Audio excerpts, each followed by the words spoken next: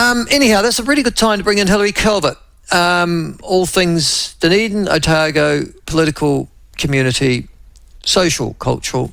Hilary, welcome to the show. Love to have you on. Do you think Audrey's onto something that Luxon's antennae is missing a bit? I think he's new to politics in a lot of senses, and what he's been brought up with is internal things in boardrooms and stuff.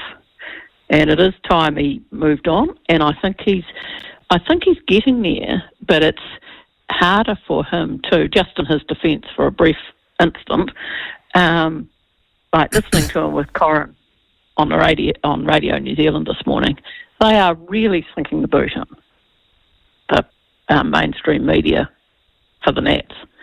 And just at the time when they need the experience of somebody like Winston Peters, they've got an inexperienced politician in Christopher Luxon.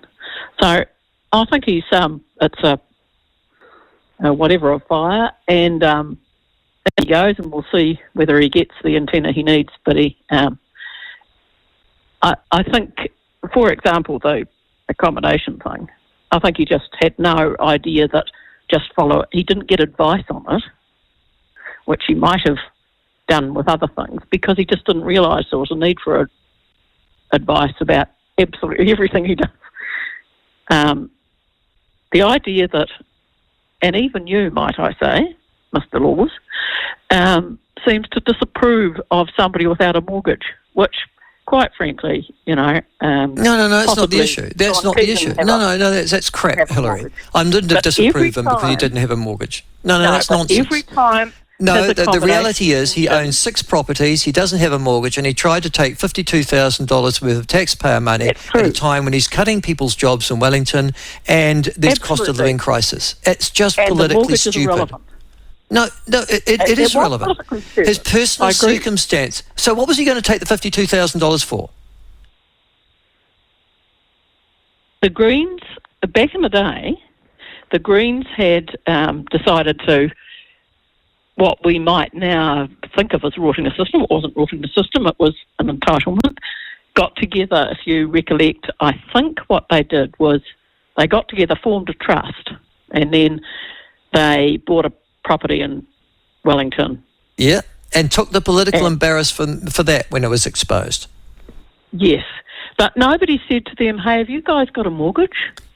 Did you buy that with your own money? Have you a mortgage at all?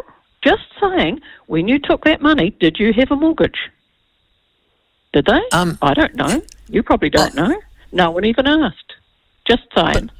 No, well, you would know. That it's on the register of interests. No, but did we know? And the answer is no, we didn't know. Yeah, but Hilary, they took the political heat from that, and people thought... No, but they didn't take heat from not having a mortgage. They took heat from being a pack of... No, they took meat for what people considered to be misusing, although, again, they were entitled for misusing government money. Exactly. And what I'm saying, though, is nobody even thought, did they need that money to pay a mortgage? No one asked. I guess the difference between you and me is that I can point to his opinion polling rating, which has dropped off a brick, essentially, as a result, almost just of that. Although, it also have to say, he doesn't tell it like it is. One of the things we liked about John Key, and we also liked about Helen Clark, was that they tended to tell it like it was, and they would use vernacular and language that New Zealanders could understand and appreciate. I think the other point that Audrey Young's making is that when backed into a corner, Christopher Luxon tends to go straight to corporate Air New Zealand language. And I think, frankly, you've been around politics long enough, you've led the National Party for long enough, you've been Prime Minister now for 6 months. Somebody must be in his department, particularly his PR team, saying, for God's sake, use simple words. Yes. And I'm not, as I say, I agree with Audrey Young, and I agree with what you're saying. I'm just making a side comment that, and he ought to probably even be aware that him having a mortgage is different than whether anybody else does. But he does need to learn new tricks, as it were, and he does need to. He best get on with it. I agree with you. I guess, though, at the moment, and this is why I'm interested in your view on Hilary, it doesn't hurt the government. So even though he took a kick in his personal popularity, and that'll come back again if he just keeps his nose clean, it doesn't have a flow-on effect to how a coalition is perceived. In fact, you get the feeling that if National is going to lose support, it's going to bleed it to ACT or New Zealand First anyhow, yeah? Yeah, I think at the moment they've got on doing these 100-day things, and politically they've got to decide whether to get all these things done at once and take you're doing this without select committee and all the rest of that hit all at once, bang, and you've got it. And then when they do things in the future, they might be more positive or whatever. I mean, as time will tell whether it was good to get them all done in the first. But what Labor did with the last government was not do them at all, for the most part, and then do things that they thought about so much that they turned out to be completely useless because too many people had thought about it 15 times and you ended up with a half-assed camel instead of the horse you started off with. So it's a question of how this outrage that people have had will play out, and currently it hasn't played out against them. No. The left-leaning outrage. Well, that's right. I mean, perhaps, and maybe they're lucky to get the warning in some ways, if you like. It's good to get a warning early on, and that goes, okay, I know now, and that's a lesson you learn. Nevertheless, I am sort of interested. Oh, which reminds me, I saw just before we get on to what you want to talk about, I saw a piece, I think, in your local newspaper today, and I commented on it just before, that 11 students had been expelled from Otago University. I don't know if you saw that, but Hilary. Yes. Yeah. As a consequence of flat initiation ceremonies that were either abusive. They didn't get expelled. Most of them decided that they would just leave. Oh, is that the story? They were asked to leave. Yeah. No, they were told that during the process, some of them left, like the majority of them just left, and leaving about 3 of them, I think, and maybe 2 of them were asked to leave, or one wasn't, or whatever. But yes, the initiation processes were downright dangerous ones in the view of the university. I have to say, as you know, my daughter's gone to Auckland University, and she took the opportunity to go to Orient. Now, she's a party girl, actually, very social girl, Lucy. But she took the opportunity to go to Otago Orientation week last year, to see friends who had gone, things like that. There will be a lot of parents. Otago University's reputation has plummeted. I suspect it'll plummet even further now. It's become a refuge or a rest home for ex-Labor MPs.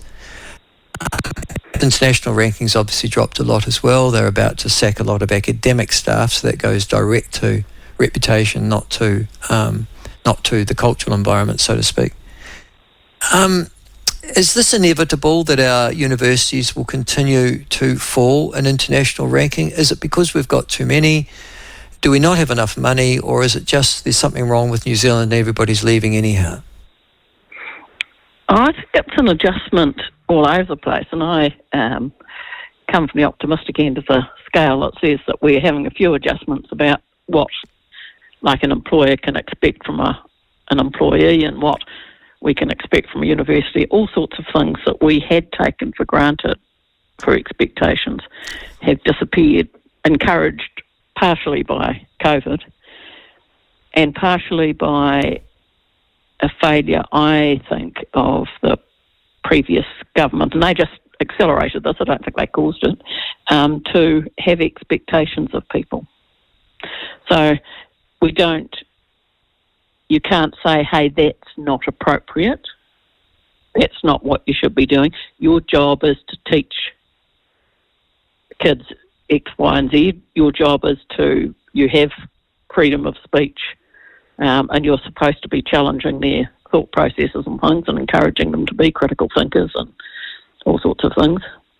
We've just sort of forgotten about the origins of where we came from with universities. And I think that's happening everywhere. I mean, ours are not everywhere. It's not happening in some of the more authoritarian jurisdictions. Is that the right word? So I'm hoping that we will even ourselves and start clawing our way back up, but who knows? Otago is leading the charge in a trip to the bottom at the moment.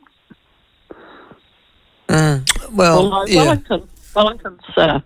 Victoria's going to get there pretty quickly. I have to say, in the briefing papers that went to the Minister of Education, the two universities that were identified as being in real trouble, Otago wasn't one of them. It was Victoria University and Massey. Yes. And often the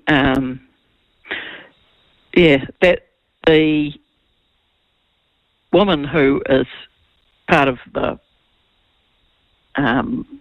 freedom of speech problem or whatever is from Victoria, a professor at Victoria University, isn't she? Oh, it's gosh. We've just talked about Wellington this morning and the Wellington effect. So, yeah, I mean, you'd expect the academic institution that's at the citadel of it to be even more to the left, and boy, they are. But I think your discussions about the council and things, and they will need to move on and get with the program.